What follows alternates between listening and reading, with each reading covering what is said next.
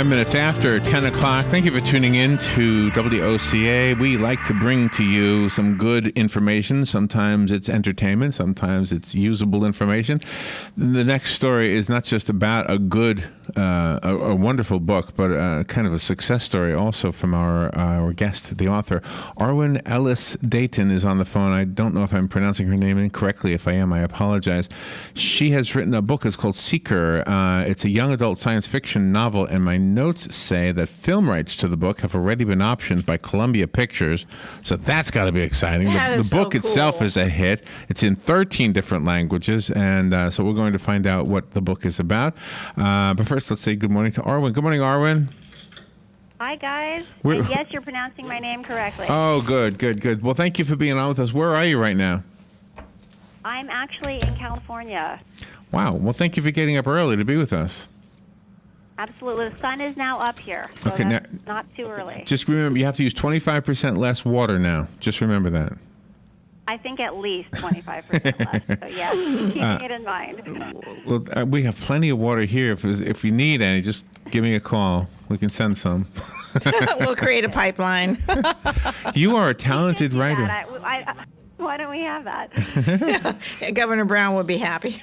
So this is the first of a trilogy, and I mean, you're getting rave reviews. Did you see this coming? I mean, did you have any clue that this was going to be so big for you? You know, you write the book that's in your head, and you never, for me at least, I never know if it's going to work or not. I just know I have to write it. So the success has been wonderful. I think I would have to have written it anyway. So, of course, if people are coming to it and liking it, that's a wonderful bonus. Now, this particular book only came out, in February? Is that right? That's right. Mid-February. So have you had, I guess that's enough time for readers to start to connect with the characters and with you. Is that happening? Yes, it is. You know, and it was interesting because I'm writing young adult. They sent me for my book tour. I did a lot of visits to schools as well as to bookstores. So I got to connect one-on-one with a lot of teens and sort of the core audience for this book, which was a really wonderful experience as the book was launched. So when we see a photo of you in the flap of the book and we read about Quinn Kincaid, we have this natural tendency to put your face on that character. Are we making a mistake? Does Quinn Kincaid look like you? She definitely does not look like me. She is very dark hair and pale skin and a very slight girl who has been put through this brutal training program for most of her life to become a seeker, which she thinks is this noble calling, and turns out she's very much being lied to by the adults she most trusts, including her father, and she's actually being used to do terrible things. So I think you'll find all of those written on Quinn's face. Okay. I'm just an author. You had to do a lot of research through a lot of different countries and a lot of different cultures. Was there anything that surprised you about any particular culture that you put into the book? Well, that's a very good question, and I like to describe Seeker as a heroic family tale that goes terribly wrong, and many of the ways it goes wrong end up being reflected in some of the places the characters end up in. The book is set slightly in the future in Scotland and Hong Kong and also in London. So I spent time in those three locations in particular while I was writing the book, and even though I had to envision what they might look like a bit in the future, 30, 40, 50 years in the future, I really wanted the book to feel grounded in these real places and to absorb the atmosphere of those unique locations and have that come through in the book. And what you expect to be the details that will stick with you before you travel, when you're planning your trip, seldom end up being the details that stick with you. And for me, it was the difference really between the Scottish countryside, which is sort of timeless, looks the same as it maybe did 500 years ago in most ways, and the dynamic, completely polar opposite city of Hong Kong. Going to both of those places for one story was maybe the most interesting part of the experience, just the juxtaposition of these different locales created a kind of friction in the story, which I hope comes through for the reader. Wow. How long do you have to be at a place before you stop being jaded just from the excitement of being at a play. Not jaded is the wrong word. Jaded means you're used to it, right? What's the opposite of that? In other words, like starstruck.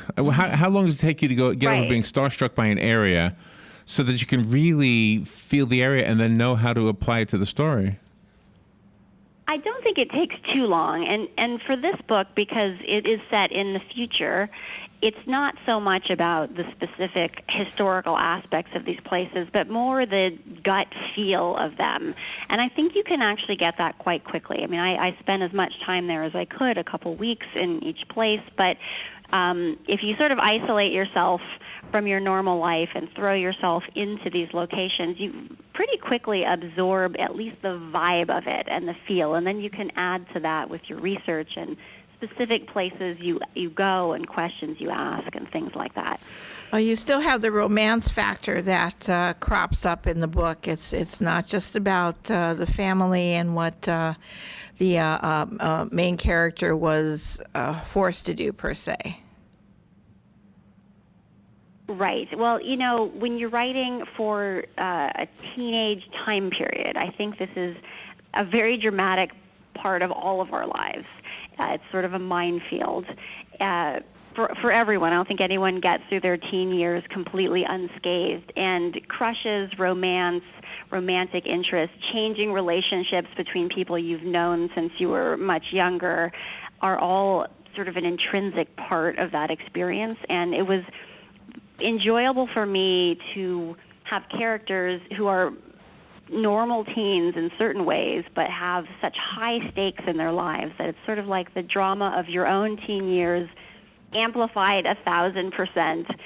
And you can put them through hell that's much worse than the hell you as a writer ever had to go through. I think you've hit on something. I think that that all of us go through teen years as seekers.